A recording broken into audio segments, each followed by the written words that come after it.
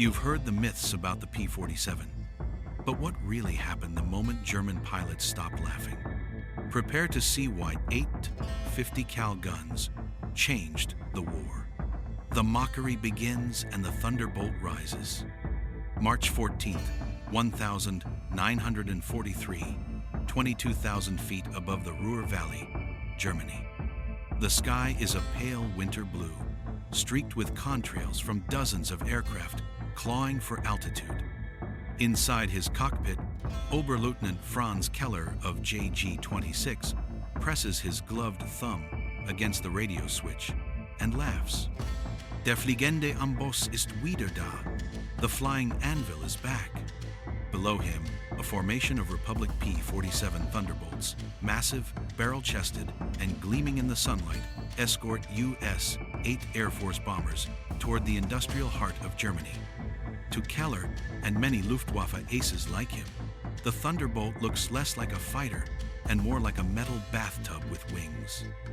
Its reputation, so far, is unimpressive. Too big, too heavy, too sluggish above 20,000 feet. A joke among German pilots. Keller banks his Messerschmitt Bf-109G toward the American formation. His wingman, Unteroffizier Brandt, follows close behind. Franz, watch their climb rate, Brandt mutters. They look slow today. They're always slow, Keller replies. Big targets, easy kills. The mockery seems justified, at least from up here. The misread giant. At that moment, Lieutenant Henry Hank Dobson, flying P-47C serial 41 to 6247, feels the unmistakable burn of thin air inside his oxygen mask. The Thunderbolt trembles slightly as he pushes it to keep pace with the B-17 seconds they're escorting. He can barely see Keller's 109 yet, but his instincts begin to tighten his stomach. Clouds shimmer beneath him. The engine, a massive Pratt & Whitney R2800 double wasp, growls like a chained beast. He hears his squadron leader's voice crackle. Bandits high, 10 o'clock. Jerry's diving fast. Dobson's gloved hands tighten on the controls. The Thunderbolt may not climb like a Spitfire or turn like a 109, but it has something else, something most German pilots still don't understand. It can dive harder, faster, and more brutally than almost anything in the sky. German overconfidence. Keller tucks in behind the high sun, letting physics do the work. The 109 begins dropping, the airspeed needle climbing. His cockpit vibrates lightly as he lines up an easy shot on a Thunderbolt straggler at the rear of the formation. Take your pick, he says over the radio. Which one do you want? Brandt chuckles. The fat one. At this stage of the war, German pilots believe the P-47 is underpowered, poorly designed, and clumsy in combat. Many Luftwaffe veterans mock American engineers for building a fighter with the aerodynamic grace of a brick. Keller presses his trigger lightly, just enough to feel the familiar tension. He begins closing the gap, but something's wrong. The slow Thunderbolt below him suddenly rocks onto its wing and begins a controlled dive, one far steeper than Keller expects. Its massive weight works with gravity, pulling it downward with terrifying speed. Keller frowns. That's too fast, he whispers. The learning curve of death. Lieutenant Dobson can feel the G-forces pressing him into his seat as he points the nose down. This is what his instructors drilled into him. If a Luftwaffe ace jumps you from above, dive. The jug will outrun almost anything. Air whistles violently around the fuselage as the Thunderbolt plunges toward the clouds. The altimeter spins. The R2800 roars like it wants to tear itself free. Dobson checks his 6. Keller's 109 is still behind him, but now struggling. Most German fighters 109 seconds and early 190 seconds risk losing their wings or locking up their controls in dives above 500 miles per hour. The Thunderbolt, with its thick wings and rugged frame, was practically built for punishing dives. But that's not the only surprise the Germans are about to learn. The 8 barrels waiting. Below the bomber formation, where the sky grows darker blue, Dobson finally pulls back on the stick. The massive fighter resists for a heartbeat, then stabilizes. The speed bleeds. The controls respond again. Ahead of him, a pair of four 190A4 seconds are turning hard toward the B-17 seconds. Dobson flips the master arm switch. 8 Browning M2 50 caliber machine guns, 4 in each wing, are now ready. He presses the throttle forward and begins to climb back into the fight. Keller's realization. Far above, Keller curses. He never expected a Thunderbolt to recover that cleanly from a dive. "Brandt, stay above them," he orders. "They're faster than we thought." Brandt's voice crackles back with disbelief. "Franz, it's a Thunderbolt. It can't outrun us." Keller doesn't respond, because now he has doubts. For weeks, rumors circulated. American pilots claiming they could hit over 500 miles per hour in a dive. Stories of German fighters shaking apart trying to follow them. Reports of P-47 seconds returning home full of holes yet still flying. He dismissed them all, but now, as he watches Dobson's aircraft arc upward, turning from prey into hunter, Keller feels something new. Not fear, but respect. A respect he never wanted to feel for this overweight American machine. And the moment Dobson touches the trigger, Keller will understand why.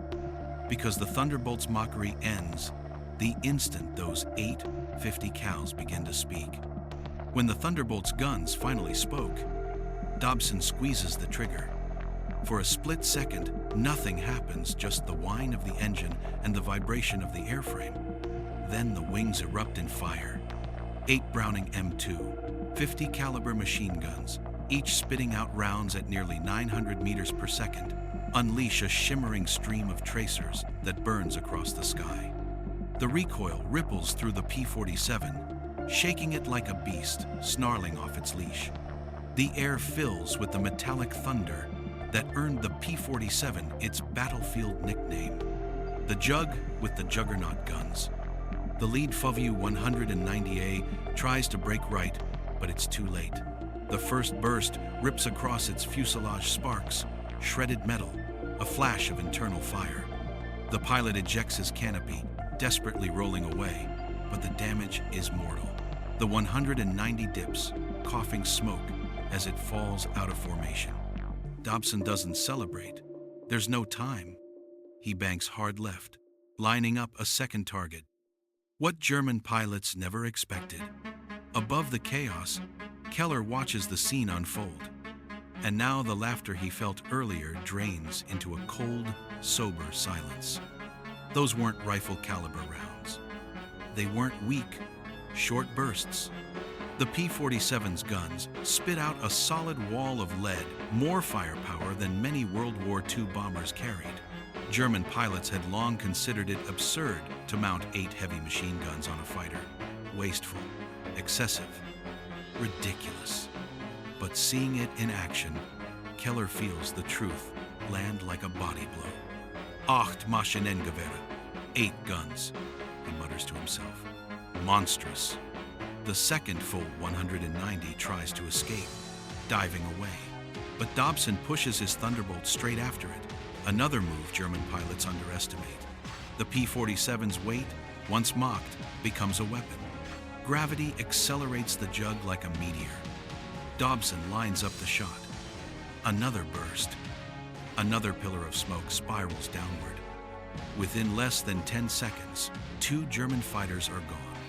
Keller pulls away, climbing hard. He needs altitude, space, anything to reassess this new threat. His mockery is gone. Every instinct screams caution. American firepower begins rewriting the air war.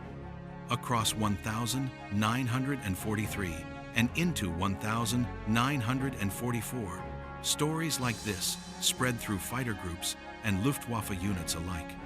P-47 seconds were turning the tide in unexpected ways. The Thunderbolt's 8-250 cals didn't just take down fighters. They tore apart bombers, trucks, trains, armored vehicles, even tanks when loaded with armor-piercing incendiary rounds. A single strafe run from a P-47 could set an entire convoy ablaze. But in the air, where every second meant life or death, the guns were pure devastation. One Luftwaffe survivor later wrote, "The first burst from a Thunderbolt felt like a hammer. It did not fire, it struck." Another recalled, "We feared being hit by a single 50 caliber round." The Thunderbolt fired hundreds in a heartbeat. But it wasn't just firepower changing the skies. The jug that refused to die. Keller regains altitude and circles, scanning for more threats. He sees something strange, one of the Thunderbolts from the earlier formation, limping but still flying. Its wings are punctured, tail fins shredded, the fuselage peppered with holes. Yet it refuses to fall. He watches, almost incredulous, as the damaged American fighter slowly breaks off and turns west, heading for England. No smoke trail, no flame, just a machine too stubborn to die. "Unmöglich, impossible," Keller whispers. But it wasn't impossible. It was by design. The P-47 was one of the most heavily armored fighters of the war. It carried self-sealing fuel tanks, thick skin, and a radial engine that could keep running even after taking brutal punishment. German pilots grew accustomed to seeing Spitfires and Mustangs go down from a single lucky hit.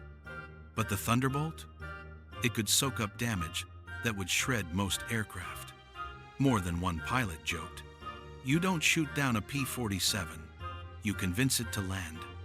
And as the Luftwaffe would learn, convincing was not easy. Keller's last mistake.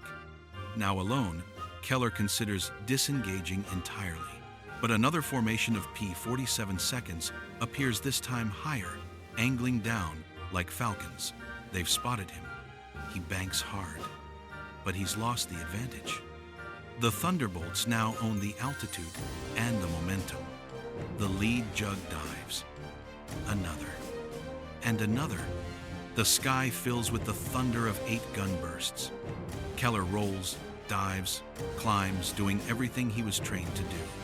But the Thunderbolts are relentless. Their dive speed is terrifying. Their durability, unbelievable. Their firepower, overwhelming. A burst streaks past him, just a whip of tracers slicing the air. He feels his heart leap. Another burst, closer. One round strikes his wing root, tearing metal. Another shatters his canopy. The 109 judders violently. For the first time, Keller realizes the truth. The American monster he mocked has become the monster he fears. He shoves the stick forward, trying to escape in a vertical dive, but the Thunderbolts follow effortlessly, brutally. One jug flashes past him on the right, its guns roaring like artillery. The air around him disintegrates in sparks. His engine coughs, sputters, then dies. Keller pulls the canopy release and throws himself into the rushing wind, one more German pilot who learned too late that the P-47 was no joke. The era of the mocked flying anvil is over. The age of the Thunderbolt and the devastation of its 850 cals has begun.